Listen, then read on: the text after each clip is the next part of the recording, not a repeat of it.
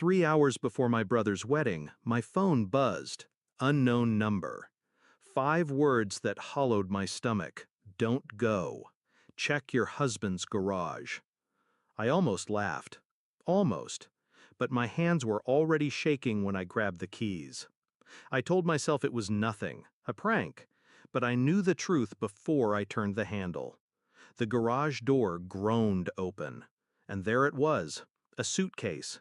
Not mine, not his.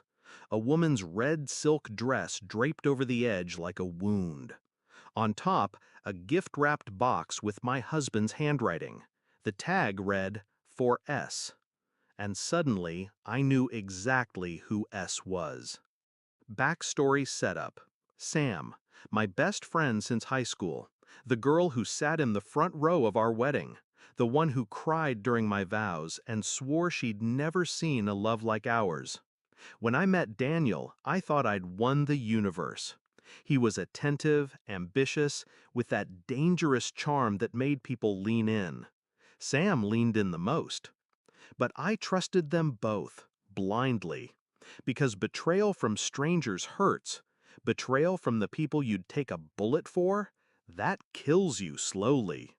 Discovery of betrayal. It started small. Daniel's phone, always face down. Late-night work calls where I heard faint laughter in the background. Once, I smelled perfume in the car. Not mine, not subtle. When I teased him, he smiled too quickly. Clients, babe, you know. Then the invitations, events where I wasn't needed. Sam somehow always went.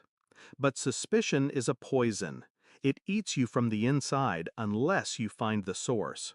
And that message? That was the needle straight to my heart. Shift in mindset. Strategic planning begins. I didn't confront him, not yet. Emotion is a weapon, but only when you control the blade.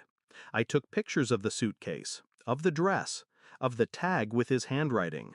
Then I called my lawyer, and my banker, and my brother's fiancé. 3 days later, I had everything I needed. Bank transfers to a private account in his name. A second phone bill, one he'd hidden, with months of calls to Sam. Hotel receipts, same check-in dates, same room number. I didn't cry, I didn't scream. I planned. Step 1. I moved our joint savings into an account under my name only, legally protected thanks to a quiet prenuptial clause he'd forgotten about. Step 2. I transferred the title of my car, my grandmother's jewelry, and the lake house, all gifts from my family, back into my own name. Step 3. I sent an anonymous package to Daniel's biggest client. Inside, photos of him and Sam together.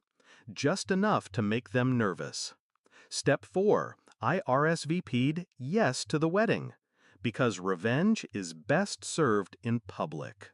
Climax and confrontation. Present moment returns. The reception was a glass palace. Champagne flutes, white roses, music soft enough to hide sharp words. Daniel smiled when he saw me, that perfect, lying smile. He kissed my cheek like he hadn't gutted my life. Sam was there too, in a cream dress far too close to white.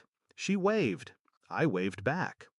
When it was my turn to give a toast, my brother's toast, I stood, glass in hand. But I didn't look at my brother. I looked at Daniel. I want to talk about loyalty, I began. The room stilled. Loyalty, I said slowly, is loving someone enough to protect them even when it costs you everything. And betrayal is what happens when someone mistakes your trust for weakness.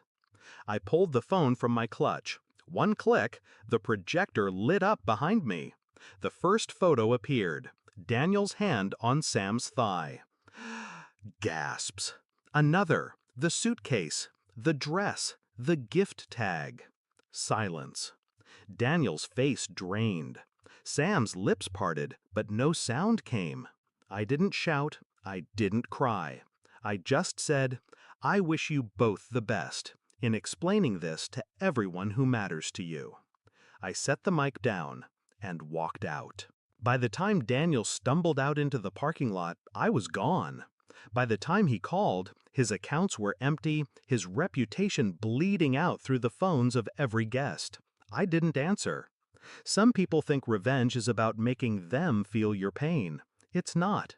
It's about showing them you can smile while you burn their world to the ground. And as I drove away, dress shimmering under the dashboard lights, I realized I'd never felt lighter.